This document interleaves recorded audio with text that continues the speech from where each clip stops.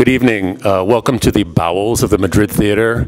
I'm Timothy Finn of the Kansas City Star. And I'm sitting here with the gentleman of Louis Del Mar, who will be headlining tonight's show here at the Madrid, the first night of Ink's Middle of the Map Fest. Gentlemen, welcome back to Kansas City. Thank you. Thank you for having us. Yeah, thanks for having us. Have you had a chance to hang out in Kansas City anytime you've been here? We got barbecue one time. Yeah, we did get barbecue one time. I guess that's a pretty typical thing to do here, but I wanted to go back to when you guys started hanging out together. It was in grade school, is that right? yeah. And what was it that bonded you two and what drew you two together? Was it music or was it other stuff? I think it was sort of like pre-music, and we were just hanging out. I used to go like sneak into Max's 4th grade class and just like hang out and cause trouble and stuff. Yeah. It was mostly about like hanging out, breaking stuff, and causing trouble at first, and then kind of morphed into music. When did music enter the picture? A couple years later, Yeah. middle school. Did either of you play an orchestra or band?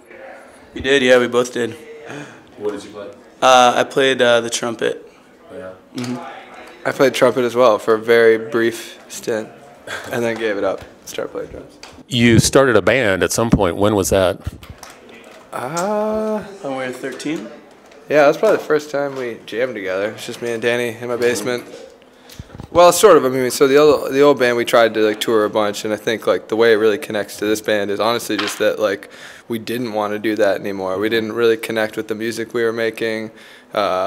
We felt like we were just kind of like stagnant, and we just needed to like start over and start something new that was more exciting to us. So you graduated from high school, and then when did you move to New York?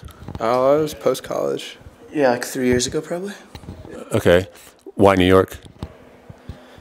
I mean, it's just like a hotbed of culture, you know, and DC wasn't really that, so. Had you spent much time in New York before you moved? A little bit, yeah. We'd gone up a bunch of times, actually. And what did you bring to New York with you that was sort of prefacing this band and what this band was going to do? That's interesting. What did we bring? Ideas, concepts, or... I mean, at that time, I think we were very open to anything. It was sort of like a whole process of self-discovery. So we were just kind of like experimenting with a lot. I remember we sort of embraced this whole idea of like just limitations and like working with what we have. You know, it's just like we sold our van and we used that money to buy like the little bit of equipment that we had. And we were just recording with like 2 or 3 mics in my bedroom, and it was just sort of the idea that like that was a vibe and that was a moment, and it didn't matter that we were in like a fancy, expensive studio or not. Like we were gonna capture something that was like very true to ourselves. Was there a catalyst for what led you to create the music you're making now? A sound, an album, a band, or how did you turn in the direction you're going now? I mean, I think it's more experiences. You know, I think Danny took a trip down to Nicaragua that was a big turning point in bringing some influences in. I think just New York as a whole, and then moving out to Rockaway Beach was like also like a big influencer on our music and the sound that we developed in that space. Was that a coincidence, or did you go out there and thinking that maybe that environment would inspire you? Basically, yeah. No, it was actually pretty intentional. We sort of like thought that Rockaway embodied this this music that we were trying to create from the beginning. Like, it's sort of like this neighborhood that's very New York City in some ways, but it's also right up against the ocean.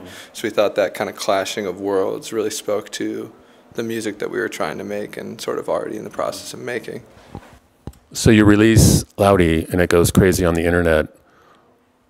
How do you figure that out? What your next step is? Next step.